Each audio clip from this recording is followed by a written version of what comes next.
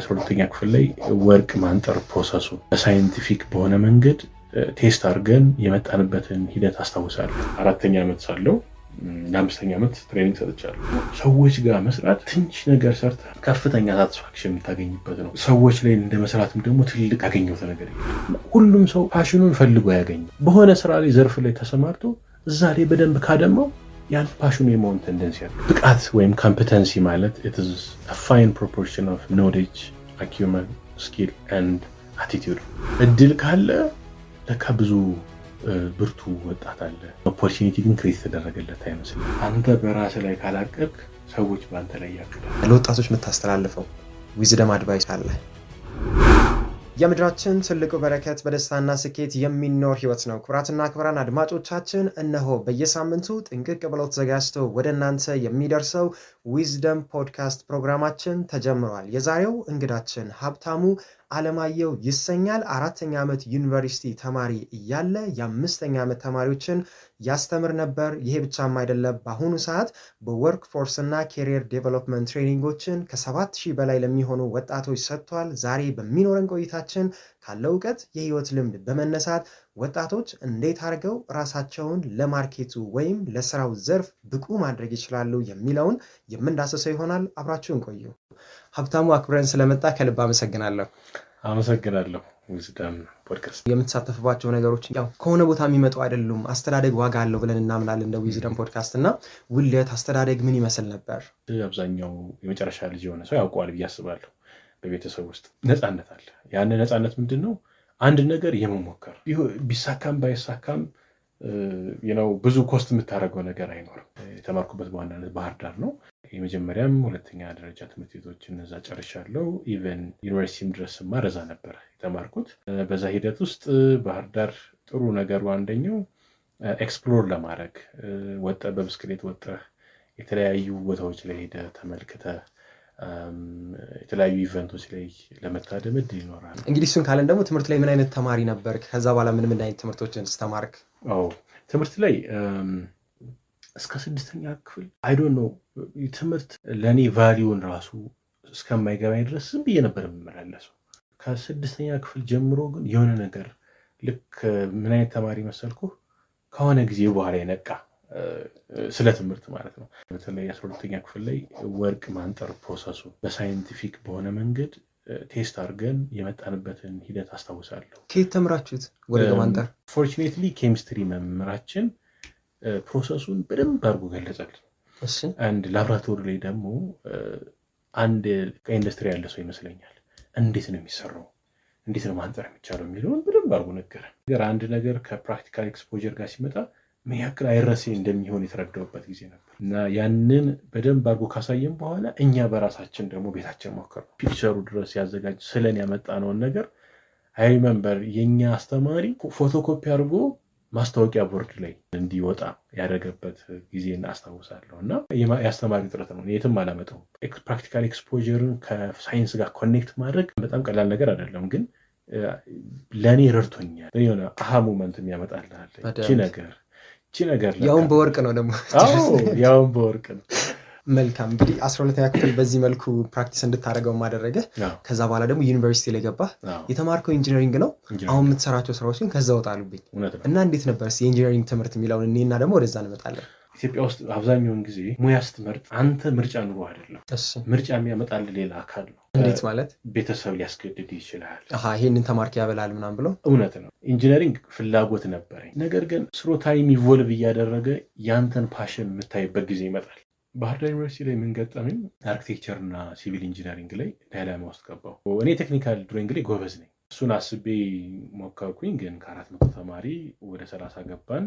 ከ400 ወደ 50፣ ከ50 ደግሞ ወደ 30 ገባን። በጽሁፍና በተለያዩ ሪትን ኤግዛሞችም በስዕልም እንደዛው ምናምን የራሳቸው ኢቫሉዌሽን መንገድ አላቸው። ከ30 ገባሁ በኋላ ታላቅ ወንድሜን ኮንሰልት አደረኩ። እንዲህ ልገባ ነበረ፣ ዋት ዱ ዩ ቲንክ እኔን ታውቀኛለህ፣ ከዚህ በዚህ ፐርስፔክቲቭ እንዴት ታስበኛለህ? አንዳንድ ሰው አይወስንልህም፣ ኢንሳይት ነው የሚሰጠህ። እዛ የራሴንም ግምገማ አደረግኩና በዛ ሂደት ውስጥ 30 ወጣውና ከዛ እንደገና ሲቪል ኢንጂነሪንግ መርጬ ገባ። ኢንጂነሪንግ ላይ ተማርኩኝ። ከዛ መምህር ሆኜ የቀረው እያስተማርኩኝ ደግሞ ማስተምረው ነገር የእውነት እኔ ግን የማውቀውን ነገር ነው ማስተምራቸው። ኢንጂነሪንግ እንደምታውቀው ፕራክቲስ ይፈልጋል። አለበለዚያ የምታስተምረው ነገር ለአንተም ሴንስ አይሰጥም። ቲዮሪ ብቻ ከሆነ ማለት በጣም ትልቅ የኢንዱስትሪ ኤክስፖዠር ሊኖረኝ እንደሚገባ አስብ። አስተማሪ ሆኜ መመላለስ ነበር። መምህር ስትሆን ወደ ኢንዱስትሪ ትላካለህ ለ3 ወር ለ2 ወር ማለት ነው። ኤክስተርንሺፕ ፕሮግራም አለ። ኤክስፖዠሪን ስመለከት ቆየሁኝ። ከዛ ይሄንን እያደረግኩኝ ግቢ ውስጥ አንድ ኃላፊነት ይሰጠኛል። ያንን ኃላፊነት ሲሄድ ራሴን እንደገና በደንብ እንድመለከት ጊዜ ሰጠኝ፣ እድል ሰጠኝ፣ ኖሌጅ አኪውመኑን ሰጠኝ። ሪሊ የኔ ፍላጎት ይሄ ነው ወይ ብዬ እንደገና ኮስችን ማድረግ ጀመርኩ። የጃፓኖቹ ኢኪጋ የሚሏት ነገር አለች። ጥናት ተካሂዶ ጃፓኖች ረጅምና ሚኒንግፉል የሆነ ፉልፊልድ የሆነ ህይወት እንዴት ኖሩ ሲባል የጥናቱ የመጨረሻ መቋጫ የሆነው የኢኪጋይ ላይ ምንድነው? አንደኛ አንተ የምትሰራውን ስራ ትወደዋለህ ወይ? ሁለተኛው ስራ በጣም የሚገርመው በዛ ስራ ላይ ጥሩ ነው ወይ? አሪው ጉዳቲት መውደዱ ብቻ አይደለም፣ ብቃቱ ያስፈልጋል። ብቃት የሚያስፈልጋል። በትክክል ዝም ብለህ በመውደድ ብቻ የትም እንትን አታደርግም። ሶስተኛው ነገር ዓለም ይፈልገዋል። በደንብ ቫልዩ የሚኖረው ዓለም ሲፈልገው ይነቃቸውና ዓለም የማይፈልገውን ስራ ለምንድን ነው የምትሰራው? አራተኛው ነገር ደግሞ ይከፈላል ወይ? በዛ በምትሰራበት ስራ ይከፈላል ወይ? እያንዳንዱ ኮምቢኔሽን አለው። ወደ ስንት መሰለህ? 8 ኮምቢኔሽን አለው።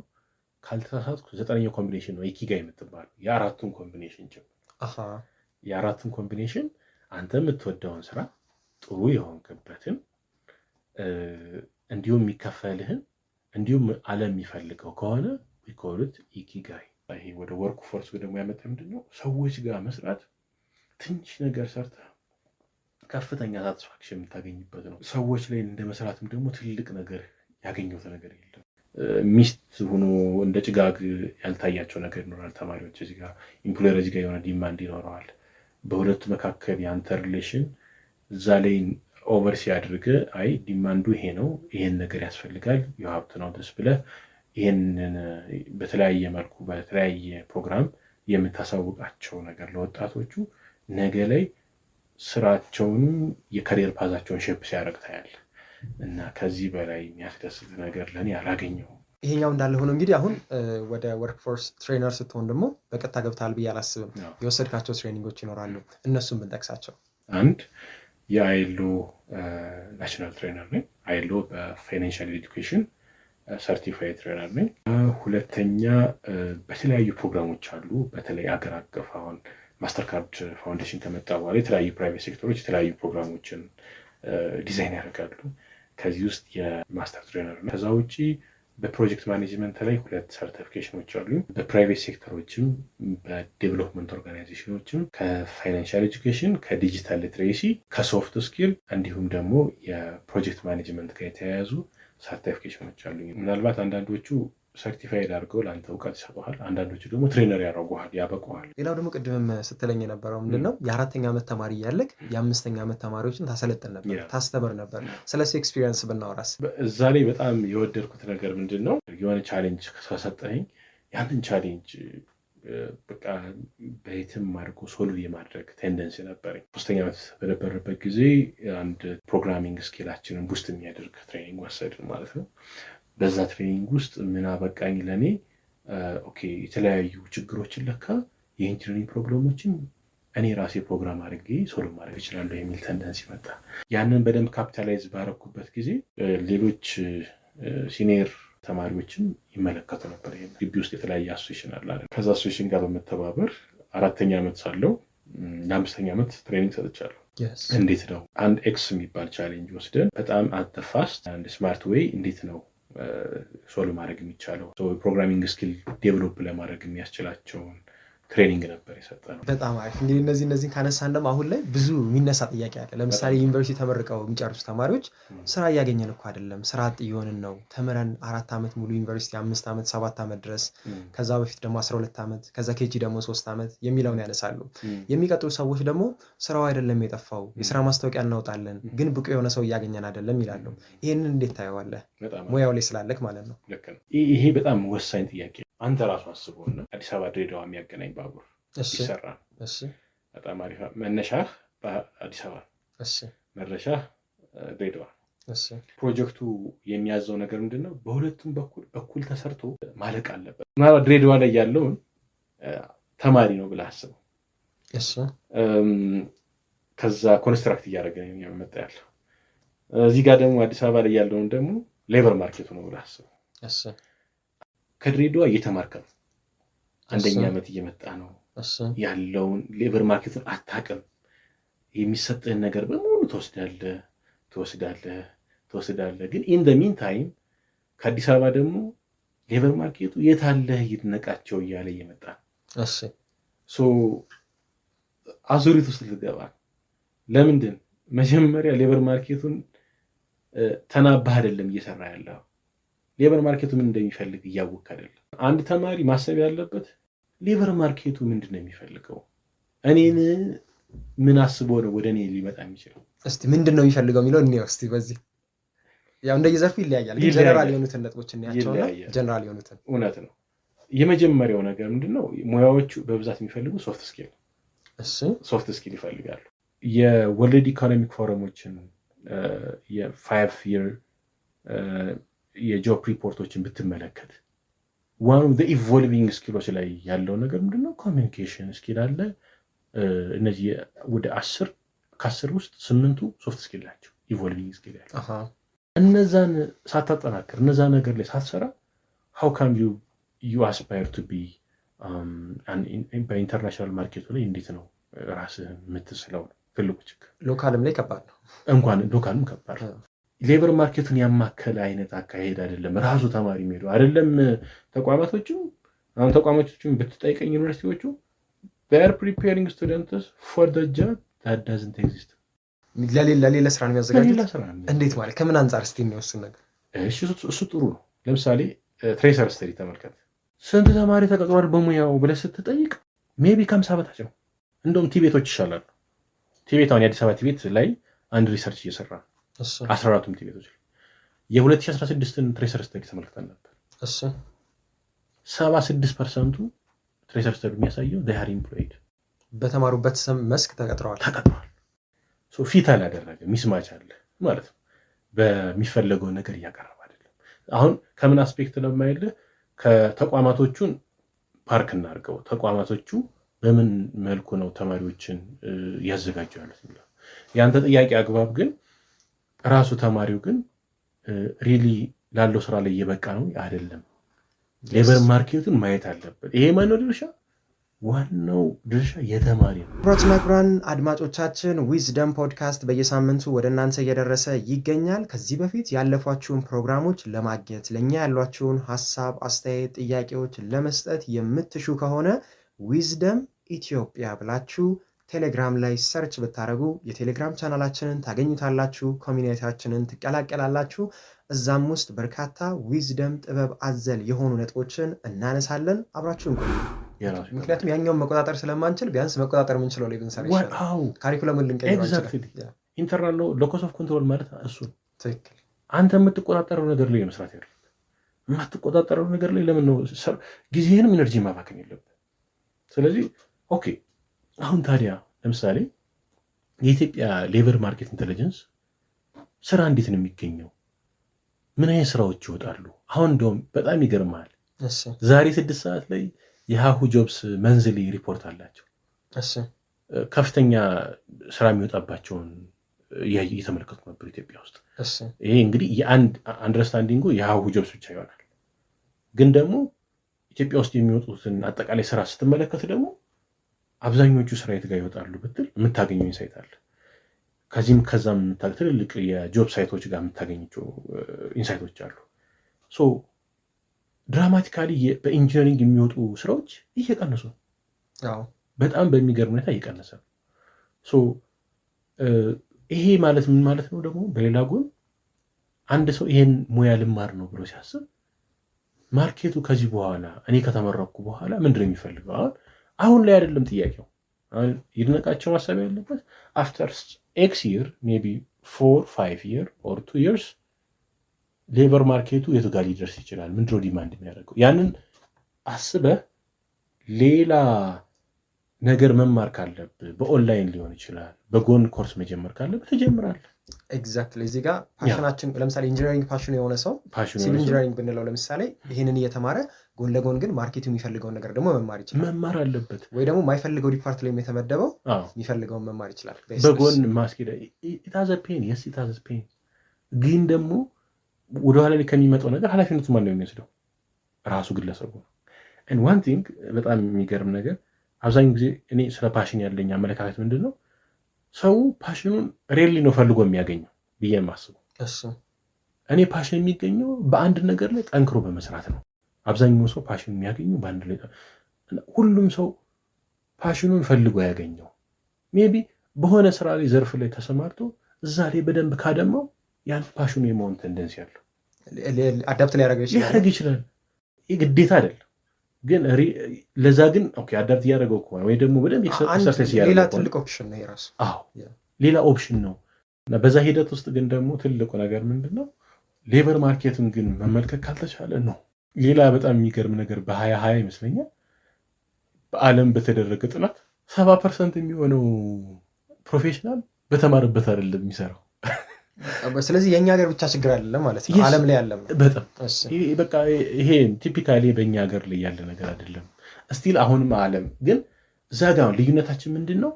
አንዳንዴ የተሻለ እነሱ የሌቨር አንደርስታንዲንግ አላቸው። ኢቨንዞ ፐርፌክትሊ ማች ባያደርግ ሌቨር አንደርስታንዲንግ ኑሯቸው ነው የትምህርቱን ስርዓቱን በዛ ልክ የሚቀርጹት ማለት ነው። የሌቨር አንደርስታንዲንግ የሌቨር ማርኬት አንደርስታንዲንግ ከሌለ ግለሰብም ተቋማቶችም ግራጁዋሊ እንትን እያደረጉ ነው የሚመጡት፣ ዲኬ እያደረጉ ነው የሚመጡት ማለት ነው።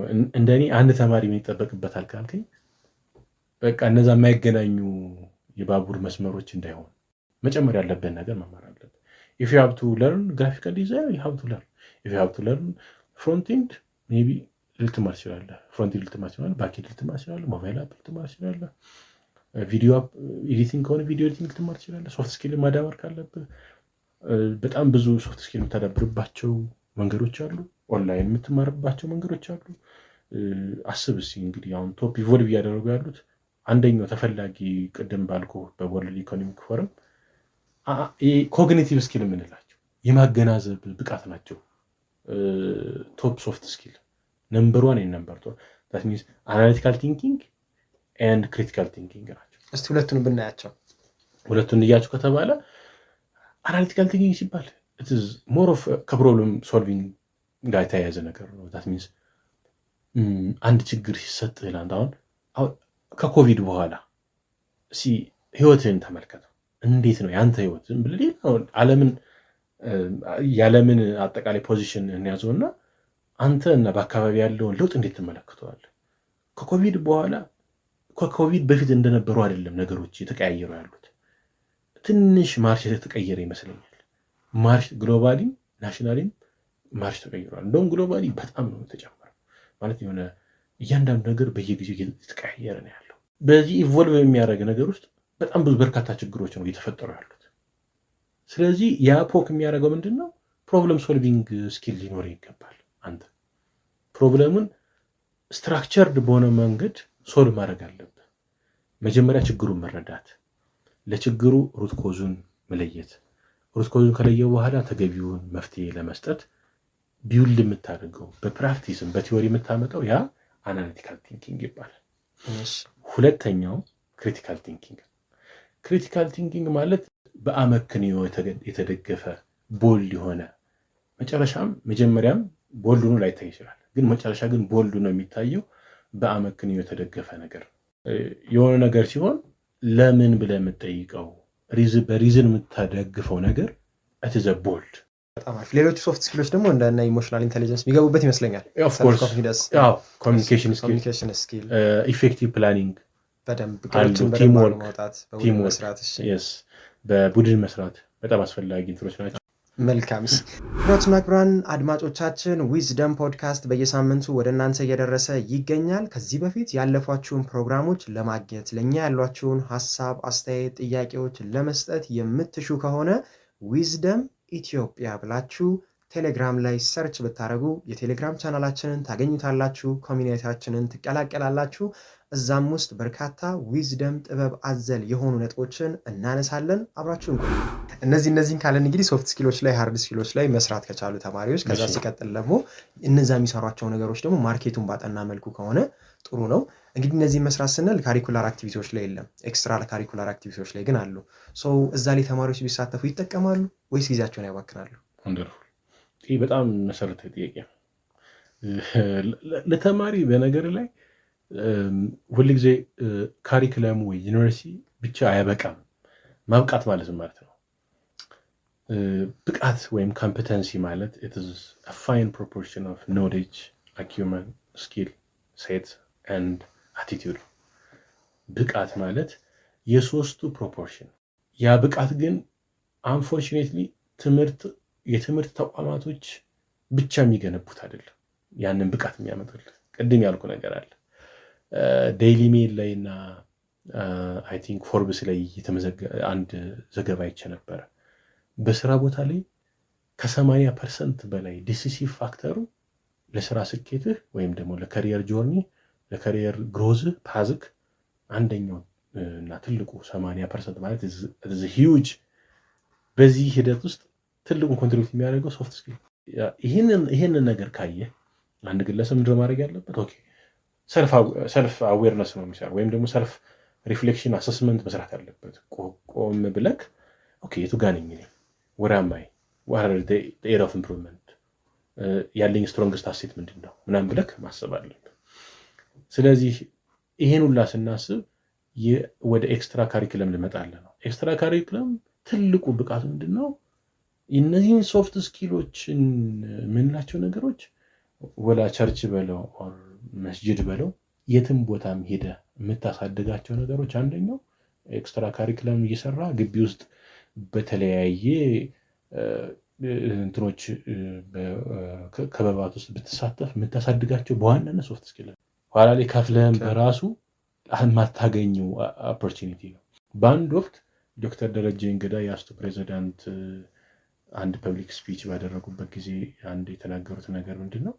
እንደውም እኛ አሁን እዚህ በኋላ የምንሸልመው ያው ማጆሪቲ የሆነው 60% ኮሙሌቲቭ ጂፒኤው እናያለን።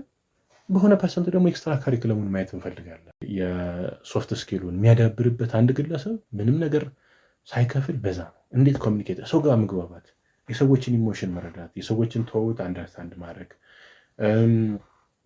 ፕሮብለሞችን ኮላቦሬቲቭሊ መስራት። ዲስ ዴይስ እኮ ሰዎች ጋር መስራት እኮ ጭንቅ የሚሆንባቸው ልጆች አሉ አያለሁኝ።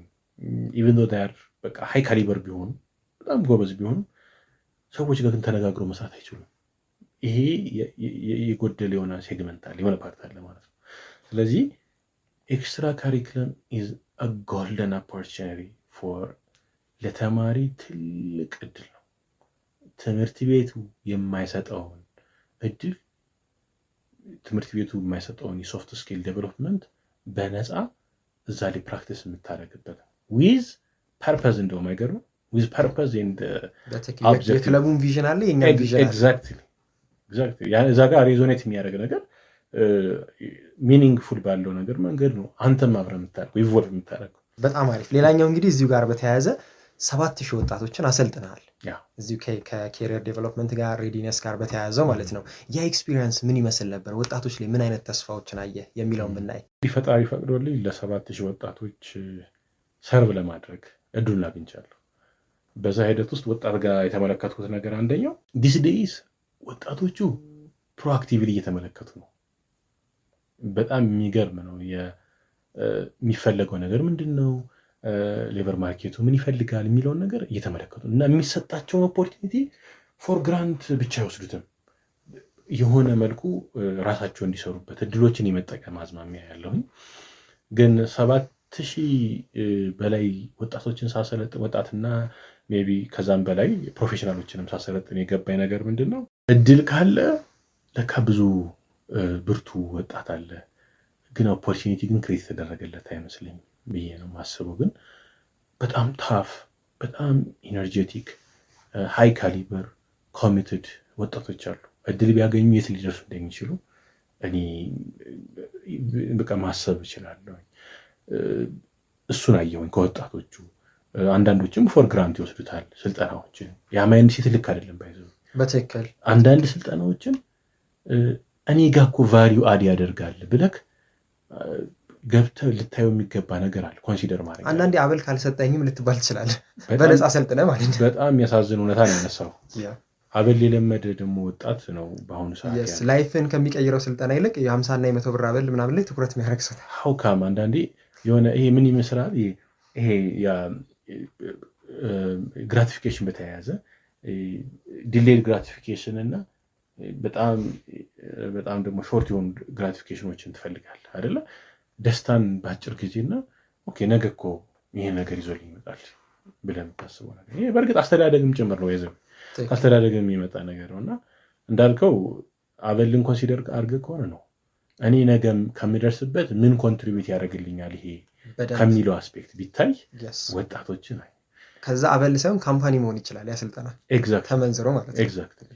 እና ለእኛ ህይወት ለእኔ ህይወት ምንድነው ሊጨምርልኝ የሚችለው ቫሊዩ አድ ያደርግልኛል የሚለውን ወጣቶች ስልጠናዎችን ከግራንት ፎር ግራንት ባይወስዷቸው ይሄ እድል አይገኝም። እና እድሎችን ሲጠቀሙበት ዋይዝሊ ቢጠቀሙበት እነሱ ነው የሚመች።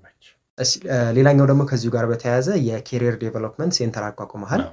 እሱን ስታቋቁም የነበረው ኤክስፒሪየንስ ምን ይመስል ነበር? ሴንተር ውስጥ ደግሞ ምን ዘርፎች ላይ ነው የሚሰራው? በጣም አሪፍ 2020 ላይ አስተማሪ በነበርኩበት ባህር ዳር ዩኒቨርሲቲ ላይ የዩኒቨርሲቲው የግቢው ሳይንቲፊክ ዳይሬክተር ፕሮፌሰር ሰይፉ ይባላል። በጊዜው አንድ ቻሌንጅ ወይም ሚሽን በለው እናት ቻሌንጅ ኢንፋክት ሚሽን ይሰጠኛል። ምንድነው ሚሽኑ? ከሪየር ሴንተርን ለግቢው አቋቁም የሚል ነገር ነው። ስለዚህ I will support you but አንተ የማታውቀው ነገር ነው ግን ኮላቦሬቲቭሊ አብረን እንስራው የሚል በጣም ሰፖርቲቭ የሆነ ሊደር ነበር። እኔም በብዙ መልኩ ከማደንቃቸው ትልልቅ ኢሊቶች መካከል ፕሮፌሰር ሰይፉ ይገኛሉ። እና አብሬ በመስራቴ ምን I'm very happy and fortunate as well። በዚህ ሂደት ውስጥ ካሪየር ሴንተርን ግቢው አያውቀውም፣ እንደ አዲስ ነው የጀመርነው። ያ ሂደት ምን ይመስላል መሰለህ? እኔ ብዙ ሪሰርች እንዳደርግ ረዳኝ። ኢትዮጵያ ውስጥ ካሪየር ሴንተር ምን ይመስላል፣ ፈርስት ጀነሬሽን የምንላቸው እንደ አዲስ አበባ ዩኒቨርሲቲ አይደል፣ ጅማ ዩኒቨርሲቲ፣ ሐዋሳ በቅርቡም የመጡትም እና አስቶና የአዳማና የአዲስ አበባዎቹ ምን ይመስላል የሚለውን በደንብ አጠን ነው። ብዙ አልሄድንበትም። ያ ጊዜ 2020 ነበር፣ ከ5 ዓመት በፊት። ከዛ ግን የኢንተርናሽናል ተሞክሮዎችን ማየን። በጣም የሚያሳዝነው ነገር ከ100 ዓመት በፊት ነበረ የካሪየር ሴንተር በዓለም አቀፍ ደረጃ የሚታወቀው። ኢሚግራንቶችን ስራ ለማሳዝ በተደረገ ጥረት ነው ካሪየር ሴንተር ቢልዳፕ የተደረገው። አይ ቲንክ አሜሪካ ውስጥ ይመስለኛል። እና ኢሚግራንቶችን ስራ እናስይዛቸው በሚል ከዛ ቴክኖሎጂ መጣ፣ በጣም ቡስት አደገ። አሁን ሃርቫርድ ላይ ብትሄድ፣ ኦክስፎርድ ጋር ብትሄድ በጣም ትልልቅ የዓለም አቀፍ በዓለም ደረጃ ትልልቅ ዩኒቨርሲቲ የምንላቸው ብንሄድ ከጀርባቸው ካሪየር ሴንተር አለ። አንዳንድ ጊዜ የሆነ ነገሮችን ስንሰራ ለምንድን ነው የምንሰራው፣ ዓለም አቀፍ እንትኑ ምን ይመስላል የሚለውን ነገር ማጥናት አለብህ አይደል? አንተም በሂደት ውስጥ አጠናው። እሱን ከምን ጀምረን ወዴት የምንሄደው እሱን አጠናውኝ። ትንሽ ኤክስኪዩቲቭ ቲም አቋቋምኩኝ። ኤክስኪዩቲቭ ቲም በተማሪዎችም ሪፕሬዘንታቲቮችን አቋቋምኩ፣ በመምህርም ደግሞ እንደ ስራ አስፈጻሚ ኮሚቴ ብዬ አቋቋምኩኝ ከየፋክልቲዎቹ። ከዛ ስፔሱን ከማደራጀት ጃይዜድ ሰፖርት አድርገውናል በጊዜው። የተለያዩ የወንበር፣ ጠረጴዛ፣ ፕሪንተር፣ ኮምፒውተሮችን በማገዝ እኛም ደግሞ ስፔሱን በማዘጋጀት ፓርቲሽኖችን አዘጋጅተን 250 ካሬ በላይ ስፔስ አዘጋጅተን ካውንስለር ያለበት፣ ኮምፒውተር ላቦራቶሪ ያለበት፣ 3 የትሬኒንግ ስፔስ ያለበት፣ መልቲፐርፐዝ ትሬኒንግ ቾክ ኤንድ ቦርድ ላይም ደግሞ ማሰልጠን የሚቻል ከሆነ የሚፈለግ ከሆነ የተማሪዎች ስፔስ፣ ለተማሪዎችም ሪፕሬዘንታቲቭ ተማሪዎችም የሚቆዩበት ሰፊ ስፔስ ቢውልድ አፕ አድርገን ሰርቪስ እና ፕሮግራሞችን እንዲሁም ደግሞ ፓርትነሮችን በጊዜው ደረጃ ሰፖርት አድርጎን ነበር፣ የተለያዩ ፕሮግራሞችን አብሮ ለመስጠት። ከዛ ውጭ ምናብ ጋር የምናብ አይቲ ሶሉሽን ጋር በመሆንም ስራ ሰርተናል። ከታለንት ፈርም ጋር ስራ ሰርተናል። ደቡ ኢንጂነሪንግ አብረን ስራ ሰርተናል። ኦልሞስት ከ12 በላይ ፓርትነሮች አብረውን እዛ ሴንተር ላይ ስራ ስንሰራ ነበረ። ተማሪዎችን እያበቃን ነበርን። በጣም ሁሌ ከምደሰትባቸው ጀርኒዎች መካከል ያንን ሴንተር በማቋቋም ሂደት ውስጥ ያለፍኩበት ቻሌንጅ ነው። ክቡራትና ክቡራን አድማጮቻችን ዊዝደም ፖድካስት በየሳምንቱ ወደ እናንተ እየደረሰ ይገኛል። ከዚህ በፊት ያለፏችሁን ፕሮግራሞች ለማግኘት ለእኛ ያሏችሁን ሀሳብ፣ አስተያየት፣ ጥያቄዎች ለመስጠት የምትሹ ከሆነ ዊዝደም ኢትዮጵያ ብላችሁ ቴሌግራም ላይ ሰርች ብታደርጉ የቴሌግራም ቻናላችንን ታገኙታላችሁ። ኮሚኒቲያችንን ትቀላቀላላችሁ። እዛም ውስጥ በርካታ ዊዝደም ጥበብ አዘል የሆኑ ነጥቦችን እናነሳለን። አብራችሁን ቆዩ። ሌላኛው ደግሞ ምንድነው አሁን ላይ እንግዲህ ስለ መቀጠር እያወራን ነው አይደለ? በቃ ለቅጥር ማርኬቱ ዝግጁ መሆን አለብን እያልን ነው። በሌላኛው አቅጣጫ ደግሞ እንዴት በዚህ ዘመን ትቀጠራላችሁ? በቃ ተፍ ተፍ ብላችሁ የራሳችሁን ቢዝነስ ጀምሩ የሚሉ ሰዎች አሉ። በዚህኛው ሀሳብ እኔ አላምንበትም። አንተ ያለህ እይታ ምን ይመስላል? በእርግጥ ይሄ በጣም ለብዙ ወጣት ግራ የሚያጋባ አይነት አርጊውመንት አለው። የኔ እምነት ግን ምንድነው አንድ ሰው ጎበዝ አንተርፕረነር ለመሆን ጎበዝ ተቀጣሪ መሆን አለበት። በመጀመሪያ የስ ስራውን እዛ ጋር ሲሰራ ነው የሚለምደው። እንዴ አንተ እኮ አንተርፕረነር ስትሆን ወይም ደግሞ ቢዝነስ ሜክ ስታደርግ you have to know how to handle people። በቃ ሰዎችን ሃንድል ማድረግ መቻል አለበት። ቢዝነስን ራን ለማድረግ የሚመጣው በነፊት ብቻ በቂ አይደለም። ሰስቴኔብል የሚያደርገው ሰዎችን ማኔጅ የምታደርግበት መንገድም ጭምር። ነገ ላይ ቢዝነስ ስትሰራ ከሰው ጋር ነው የምትሰራው። ሰዎችን ሃንድል ማድረግን በነፃ እየተከፈለ መማር አለብን የሚል እምነት አለኝ። ሌላው ይቅር እንደው እኔ ሚኒመም 2 ዓመት ሰው ተቀጥሮ መስራት አለበት። በጎን ነገሮችን ፋሲሊቴት እያደረግ እየሄድክ የራስን ቢዝነስ የራስን ስታርታፕ ቢልድ አፕ በማድረግ ሂደት ውስጥ ትሄዳለህ። ግን 2 ዓመት ግን ጥሩ የሚባል ድርጅት ውስጥ ሄደህ መማር አለብህ። ለእኔ ፈንዳሜንታል ማልደራደርበት ነገር ነው። ላስት ሪማርክ እኔ ቢዝነስ ኢትዮጵያ ውስጥ መስራት ዝናተ ቀላል ነገር አይደለም። ዝም ብሎ ከላይ እንዲሁ የሚጀምረው አይደለም። ለሱ ማሳየት ነገር ኢንኩቤሽን እኛ ጋር ኢንኩቤሽን ሴንተሮች አሉ። ኢንኩቤሽን ሴንተር ውስጥ 4 ዓመት 3 ዓመት ኢንኩቤሽን ላይ ያሉ ስታርታፖች አሉ። ለነሱ አንደኛው አክሰለሬት አድርጎ ላለመሄዳቸው አንደኛው ፋክተር they don't know how to manage people they don't know። ምክንያቱም አንተ ግራጁዌት አድርገህ እንደወጣ you become an entrepreneur ራስን በዛ ኮት አንኮት አንተርፕረነር እንትን ውስጥ ነው የምትገባው። ያ ደግሞ ምን እንትን ያደርግሃል ታይትል ብቻ ይሰጥህና ፋውንደር ኮፋውንደር ምትሏል ሲንድሮም ውስጥ ያስገባል። የፋውንደር ሲንድሮም ውስጥ ትገባለህ። ከዛ ይልቅ ስኪል ቢልድ ማድረግ የምችልበትን የሆነ ስፔስ ቢያገኙ ነው በጎን አይ ኖ ኢትስ ቬሪ ቻሌንጂንግ እና አክሰለሬት ለማድረግ ይቸገራሉ። የብዙ ያን አሁን እንግዲህ ኢንኩቤሽኑ አካሄዱ ምናምን ላይ ኮሜንት ለማድረግ ሳይሆን ጉዳዩ ምንድነው እንደ ችግር ስለሆነ የምናነሳው። ስለዚህ አንድ ሰው መሬት ተነስቶ you can be founder you have to have የሆነ ጀርኒ የሆነ ተቀጥሮ መስራት ኢቨን ራሱ ተማሪ ሆኖ በክረምት ላይ ተቀጥሮ የሆነ ቦታ መስራት አለበት ማለት ፍሪ ታይም ካለ ጥሩ፣ ካልሆነ ግን ክረምት ላይ ቢያንስ ክረምት ቫካንት በሚሆንበት ጊዜ በደንብ ወጥረህ መስራት አለበት። ተቀጥረህ የሰው ለታክሲ ብቻ ካገኘ ራሱ በቂ ነው። ቤተሰቦች ጋር የሚያደርስ ነገር ካለ በቂ ነው። ለምን በዛ ጊዜ ውስጥ ስኪል ነው ማግኘት ያለብህ። ስኪል ቢልድ ካላደረግ የሚመጣውን እንትን አትቋቋመው። ከባድ ነው። there are many challenges ahead of your time so skill build አድርገህ ስትመጣ ግን እንትኑ በረከቶች በጣም ብዙ ነገሮች እየሰፉልህ ነው የሚመጣው። ኔትወርክን ቢውልድ ለማድረግ ይጠቅማል። በደንብ በጣም አሪፍ። እንግዲህ ቆንጆ ቆይታ ነበር። ወደ አንዳንድ ደቂቃ ጥያቄዎች ደግሞ ልለፍ አሁን ላይ ማለት ነው። የመጀመሪያው ጥያቄ እንግዲህ የሚሆነው ምንድነው በህይወት ያገኘኸው በጣም ጠቀመኝ የምትለው ምክር ምንድነው? 2 ምክር ነው።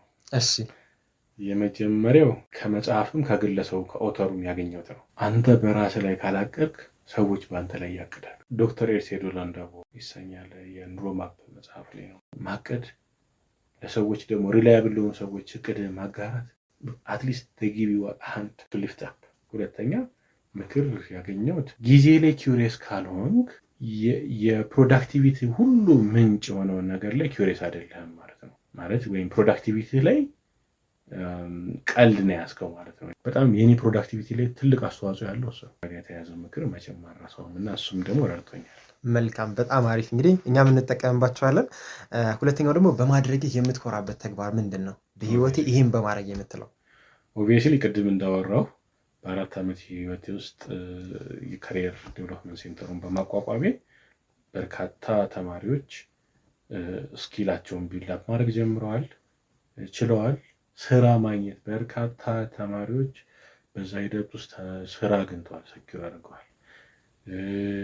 ከዛ በተጨማሪ ደግሞ የዩኒቨርሲቲ ኦፍ ቪዚቢሊቲ ኤንድ በኢንተርናሽናል የአክሬዲቴሽን ፕሮግራም ነበር። በዛ ሂደት ውስጥ ደግሞ ሰፖርቲቭ ነበር እና ፕራውድሊ አይ ካን ሴ ዛት ያ ካሪየር ዴቨሎፕመንት ሴንተር። መልካም። ሌላኛው ደግሞ በህይወት የሚቆጭ ነገር ምንድን ነው? ቶሎ አለማግባቴ ይመስለኛል። እሱ ይቆጨኛል ፐርሰናሊ። ቶሎ ባገባ ጥሩ ነው። ኢንፋክት የዘገየው አይነት ነገር አይደለሁም፣ ግን አግብቻለሁ። ምን ያዝናናሃል አሁን ላይ? አሁን ላይ የሚያዝናናኝ ከሰዎች ጋር በጣም በልብ የምቀርባቸው ላይክ ማይንድድ የሆኑ ሰዎች እነሱ ጋር አብሮ መጫወት እና ዋና ያዝናናኛል። መልካም። ሌላኛው የዕለት ውሎ ምን ይመስላልስ? አንዳንድ ፍሪላንሰር ስትሆን አስቸጋሪ ነው። ሰዎችን የተለያዩ ፓርትነሮች የተለያዩ ፕሮግራም ይወጡልሃል። በእነሱም ፕሮግራም በአንተም ፕሮግራም የምትሄድበት አግባብ አለ። ግን የቀን ውሎዬ ላይ በመጀመሪያ ጠዋት ስነሳ በተቻለኝ መጠን ባለኝ ጊዜ ምስጋና ለማቅረብ ሞክራለሁ፣ ፈጣሪን ለማመስገን። ከዛ ከተነሳው በኋላ የቀን ውሎዬ ላይ ፕራዮሪቲ የምሰጣቸው ነገሮች አሉ። በተቻለኝ መጠን ቫሊዩ አድ በማድረግባቸው ቦታዎች ላይ ውሎዬን ማስተካከል እፈልጋለሁ። ከዛ ወደ ምሽት አካባቢ ብዙ አልቆይም፣ የተወሰነ መልኩ ምሰራቸው ስራዎች አሉ። የዴስክ ሪሰርች ምሰራቸው አሉ። አርቲክል ለመጻፍ ብዙ አርቲክሎችን ፑሽ ያደረኳቸው አርቲክሎች አሉ። ሊንክድኢን ላይ ወደ 20 አርቲክሎችን ፑሽ አድርጌያለሁ። ናይስ። አሁን ደግሞ በዌብሳይቴ ወደ 3 አርቲክል ፑሽ አድርጌያለሁኝ። እዛ ጋር ተያይዞ ምሰራቸው ስራዎች አሉ። አርቲክል ስራዎችን ወደ ማታ በከፊል እሰራለሁኝ።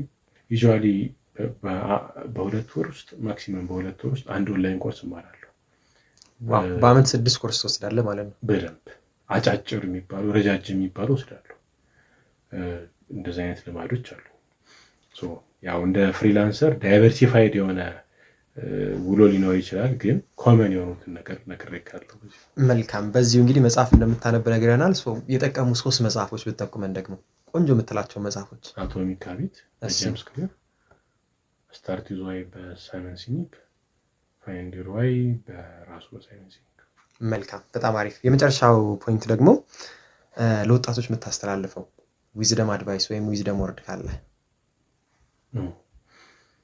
ያው በጣም ዊዝደም ፖድካስት ስለሆነ ከዚህ ውጭ አንፋታም። እውነት ነው። አይ ቲንክ የፕሮግራሙ ዋና ጥያቄ መሰለኝ። ለዛ ነው መጨረሻ ያደረግነው። ወንደርፉል። አንተ በራስ ላይ ካላቀድክ ሰዎች በአንተ ላይ ያቀዳሉ ከሚለው አስፔክት አንጻር እኔ ለወጣቶች አንደኛው ትልቁን ምክር መስጠት የምፈልገው ይሄ በራስን በማነጽ ሂደት ውስጥ ራስን በመገንባት ሂደት ውስጥ ልብ የወደደውን አእምሮ ደግሞ ያንሰላሰለውን ነገር ስፒሪት ደግሞ መንፈስ ደግሞ በአንተ በኩል ደግሞ በደንብ ያንተ መንፈስ ደግሞ ዲማንድ የሚያደርገውን ነገር በአካሉም ብቁ የሆነ ከስፒሪት ከፊዚካል ከማይንድ ኤንድ ሃርት በአራቶቹ የሚዋደድ ስራ ነው።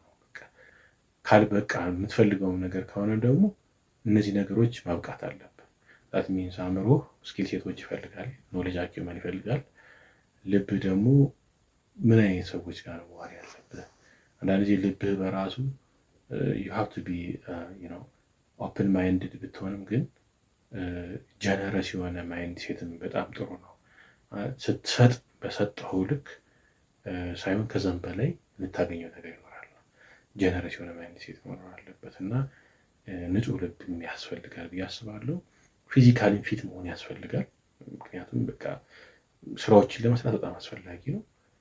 ኦን ደ ስፒሪት ሳይድ ደግሞ በቃ መንፈስህም በጣም ከስፒሪት ጋር የተያያዙ ነገሮችን ኮኔክሽንህን በደንብ ማስተካከል አለብህ። የሚፈልገውን ፈጣሪ በአንተ ውስጥ ሊሰራ የፈለገውን ነገር ላይም ለማግኘት ጥረት ማድረግ ያስፈልጋል። ምንድነው በእኔ ህይወት ውስጥ ማድረግ ፈጣሪ ምንድነው የፈለገው የሚለውን እሱንም አብሮ መፈለግ ያስፈልጋል ብዬ አስባለሁ። ከልብ አመሰግናለሁ። በጣም ምርጥ ቆይታን ያደረግነው ብዙ ነገሮችን እኔም ተምሬበታለሁ። እንግዲህ ሲተላለፍን ፕሮግራሙ ደግሞ በደንብ እማርበታለሁ። ከዛ ባለፈ እኔ የምጠይቀኝ ጥያቄ ይኖራል? እሱ ጥሩ ጥያቄ ነው። እንደው እስካሁን እንግዶችን ጋብዘሃል፣ የተለያየ እንግዶችን ጋብዘሃል። እንግዶችን በጋበዝክ ቁጥር ለርን እያደረክ ያለው ነገር ምንድን ነው? ዩኒክ ነገር የወሰድከው ነገር ቢኖር ምን ነበር? ያን ዩኒክ መልእክት እሱን ብሰማው ደስ ይለኛል። መልካም በጣም አሪፍ። እንግዲህ ኦልሞስት እስካሁን ድረስ ሰምፔር አሁን ዊዝደም ፖድካስት 11ኛ ኤፒሶድ ነው ከአንተ ጋር እያደረግን ያለ ነው። ከዛ በፊት ባለው ደግሞ ሰምፔር ሾው ላይ 30 ኤፒሶድ ከዛ 41 እንግዶች ማለት ነው። ከሁሉም በጣም ብዙ ነገሮችን ተምሬያለሁ። አንድ ነገር ብቻ እንኳን ሼር ለማድረግ ግን አሁን ላይ ምንድነው አንድ እንግዲህ እንደዚሁ ኢንተርቪው ያደረኩት ምን አለኝ፣ አይኪው እና ኢኪው ስላደገ ብቻ ስኬታማ አትሆንም። በቃ የስሜት ብስለት ይባላል አይደለ? በስሜት በሰልክ ማለት ግን ይሳካላል ማለት አይደለም። ሌሎች ብዙ የሚያስፈልጉ ነገሮች አሉ አለኝ። ምንድናቸው እነሱ አልኩት። የመጀመሪያው አይኪው ያስፈልግሃል፣ አይምሮ የማሰብ የማገናዘብ መረጃዎችን የመቀበል አቅም ነው። ሁለተኛው ደግሞ ኢኪው ያስፈልግሃል፣ ወይም ደግሞ በስሜት በሳል የሆነ ማልቀስ ሲገባህ ማልቀስ፣ መደሰት ሲገባህ መደሰት የሚችልና ልኩን የሚያውቅ። ሶስተኛው ደግሞ አድቨርሰሪ ኮሸንት ያስፈልግሃል፣ መከራ፣ ችግር፣ ቻሌንጅ በሚመጣበት ጊዜ እነሱን ተቋቁሞ ማለፍ የሚችል ማንነት። አራተኛው ደግሞ ሶሻል ኢንቴሊጀንስ ያስፈልገናል፣ ምክንያቱም የምንኖረው ከሰዎች ጋር ነው። ስለዚህ ከሰዎች ጋር ተግባብቶ ቢኖር ሰው መሆን አለብን ማለት ነው። እነዚህን አራቱን ስላረክ ግን ስኬታማ ትሆናለህ ማለት አይደለም። አምስተኛው ከሁሉም በላይ ሆኖ ውጤትን ማፍራት የሚችልልህ ፖይንት ነው። እሱኛው ምን ይባላል አለኝ? ስፒሪቹዋል ኢንቴሊጀንስ፣ ከፈጣሪ ጋር ከአምላክ ጋር ከልዑል እግዚአብሔር ጋር ያለን ትስስር ማለት ነው።